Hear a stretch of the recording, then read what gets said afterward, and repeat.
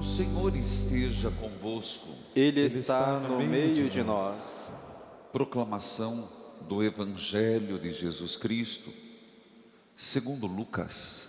Glória a vós, Senhor. Naquele tempo, Jesus atravessava cidades e povoados, ensinando e prosseguindo o caminho para Jerusalém. Alguém lhe perguntou: Senhor, é verdade que são poucos os que se salvam? Jesus respondeu: fazei todo esforço possível para entrar pela porta estreita, porque eu vos digo que muitos tentarão entrar e não conseguirão. Uma vez que o dono da casa se levantar e fechar a porta, vós do lado de fora começareis a bater dizendo: Senhor, abra-nos a porta. Ele responderá: não sei de onde sois. Então começareis a dizer: nós comemos o pão diante de ti, e tu ensinastes em nossas praças. Ele, porém, responderá: não sei de onde sois, afastai-vos de mim, todos vós que praticais a injustiça. Ali haverá choro e ranger de dentes, quando virdes Abraão, Isaque e Jacó, junto com todos os profetas, no reino de Deus, e vós, porém, sendo lançados fora. Virão homens do Oriente e do Ocidente, do Norte e do Sul, e tomarão lugar à mesa do vosso reino. E assim, há últimos que serão primeiros, e primeiros que serão os últimos. Palavra da salvação. Glória a vós, Senhor. Que a palavra de Deus perdoe os nossos pecados. Amém. Nossa Senhora de Guadalupe, Protegei-nos dos perigos e da violência. Nossa Senhora de Guadalupe, Protegei-nos dos perigos e da violência. queridos filhos e filhas, protegei-nos dos perigos da violência. Nós estamos no 8º dia. Claro que a violência, o que nos vem à cabeça, é uma insegurança que vivemos e a gente pede muito: Senhor, proteja-nos e proteja os nossos familiares de um assalto, de um perigo, de um acidente. E é justo que se peça à mãe que proteja seus filhos. É justo que levemos a Deus a nossa prece no que se refere à violência, que de alguma forma as medidas que forem tomadas sejam para cessar a violência, seja pela cultura da vida, a dignidade da pessoa, porque alguém que reconhece a dignidade, ela não mata. A partir do momento que a gente se importa, eu diria se importar com a outra pessoa, se importar é com as dores, se importar com o sofrimento. Você não gostaria de fazer o outro sofrer, você não gostaria de ver o outro sofrendo. Então, todo movimento de violência se cessa. Não sei se me faço entender, porque não é só a violência armada do roubo, é a violência entre nós, é a violência do descaso, é a violência, é tão geral. Claro que a gente pede que no Brasil diminua a violência, nós não podemos admitir o povo brasileiro que não seja violento, que na sua natureza não é. A natureza do brasileiro não é para ser violento. A natureza humana não é para violência. Impressionante que o ser humano vai se tornando violento na medida em que ele vai perdendo o amor em relação a si mesmo. Então, o que eu fizer, tanto faz que eu faça, eu não tenho amor a mim mesmo. Então, se eu for preso, se eu morrer, tanto faz. Você percebe que um voltar a temer a Deus faz com que a gente perceba que as nossas ações têm uma consequência. Ao mesmo tempo, quando a gente não se valoriza, você acaba não valorizando o outro.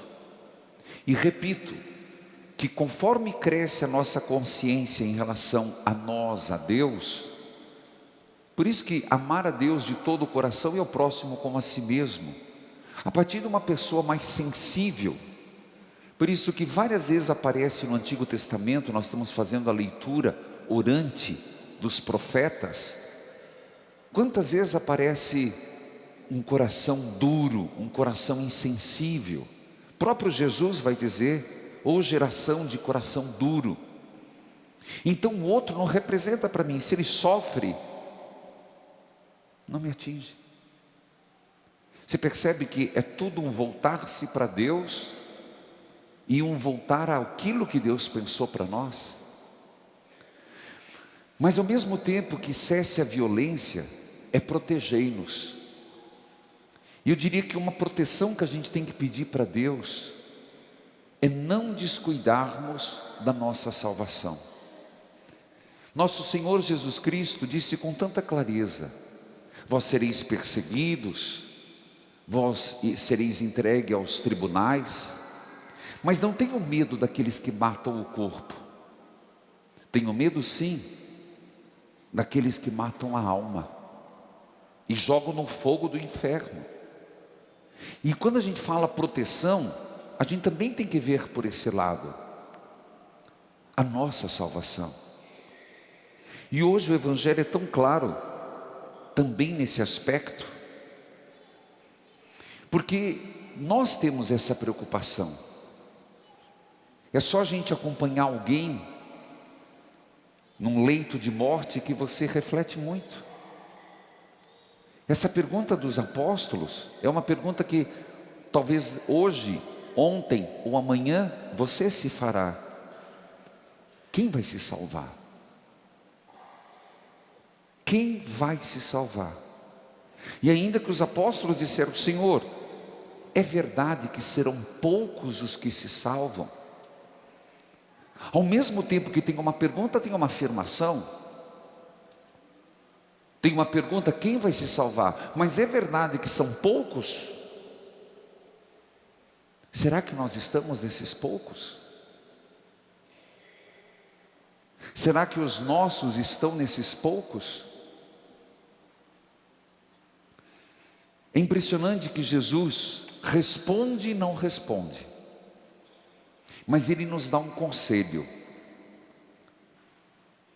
Ele não diz quanto, não existe uma questão numérica, o número dos eleitos, mas Ele diz algo que a gente não pode esquecer: esforçai-vos. Ele não disse que é só fruto do nosso esforço que a gente se salva. Ele não diz isso. Mas Ele diz: esforçai-vos.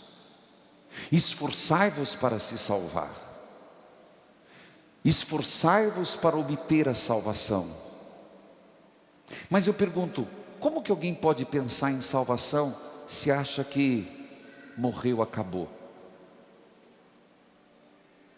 Como é que alguém pode pensar se não tem uma noção de pós-vida?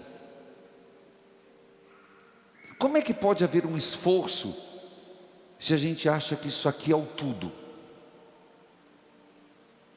Nosso Senhor disse: esforçai-vos. Não quer dizer que só é fruto do meu e do teu esforço, mas também não quer dizer que não precisamos nos empenhar. Ele diz: fazei todo esforço para entrar pela porta estreita. Nossa, mais um elemento. É verdade que poucos se salvam?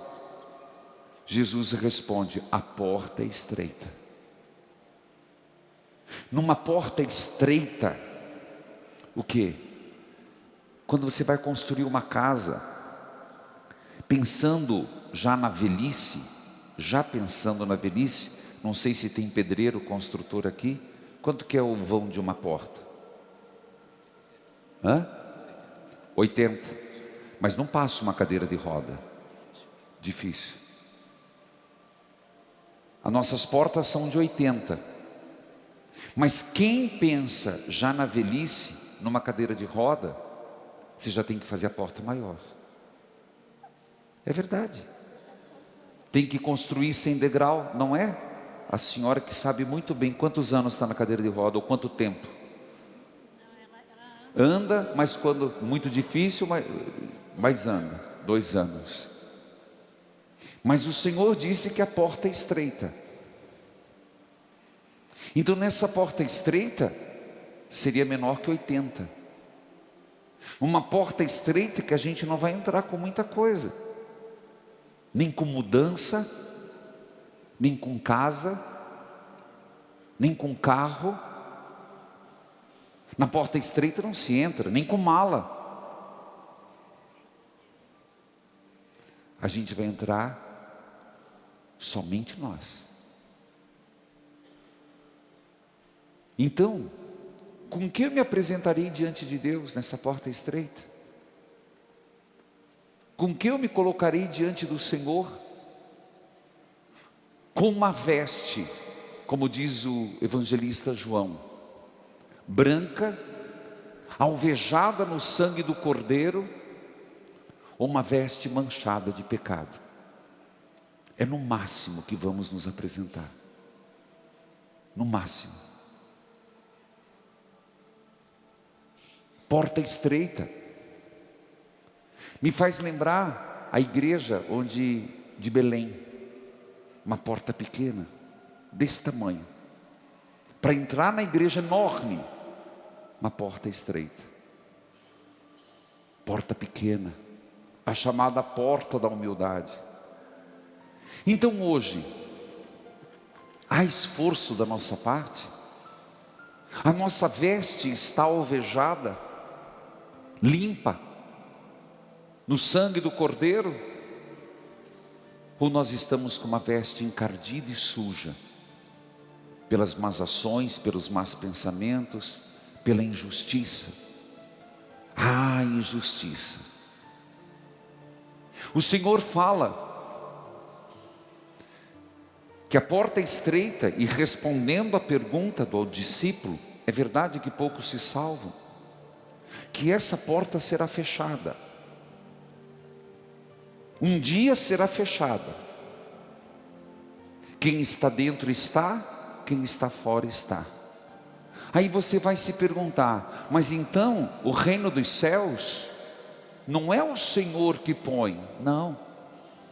Quando a porta se fechar, a questão é: eu já entrei ou eu não entrei? A nossa vida é passar pela porta. Então não é que Deus vai nos pôr para fora no evangelho de hoje. Eu estarei fora. Então significa que é uma vida de esforço para passar pela porta. E eu diria que a porta se fecha já na hora da nossa morte. Pelo menos para mim e para você. E Jesus conta mais, o evangelho de hoje, que por acaso se batermos na porta e pedirmos: Senhor, eu quero entrar, eu tenho direito, pode ser que ouçamos: não te conheço. Mas como não me conhece, Senhor? Eu ia na missa no Guadalupe, eu escutava o padre no Experiência de Deus, eu era padre Reginaldo, e o Senhor dizia: não te conheço porque você praticava injustiça. Parece-me que Ele não pergunta quantas vezes comungamos ou confessamos. Parece que a pergunta não é quantos terços eu rezei, mas é quanto terço eu rezei que me fez uma pessoa melhor e justa. Quantas comunhões eu recebi que me fez mais santo. Quantas missas eu participei que me fez uma pessoa mais igual a Deus, a Jesus. Não que essas coisas não sejam importantes. Eu necessito de missa, eu necessito do terço, você necessita de Eucaristia e eu também. porque esse é o caminho que melhor nos salva. Mas não é essa a computação. É sermos justos ou injustos. Portanto, queridos irmãos, o Evangelho de hoje fala que existe uma vida após morte, mas fala que é preciso esforço. Se nós estamos aqui e é quarta-feira, é porque eu e você acreditamos que sozinhos nós não podemos, que apesar do meu esforço e do teu, e acredito que todo mundo aqui tem um esforço, quer, mas nós precisamos da graça de Deus, que é fundamental, e precisamos do auxílio de Nossa Senhora,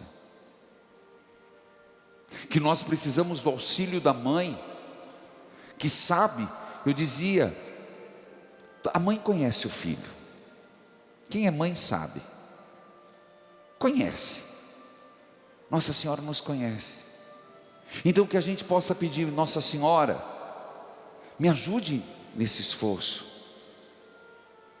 me ajude nessa peleja, me ajude nesse caminhar.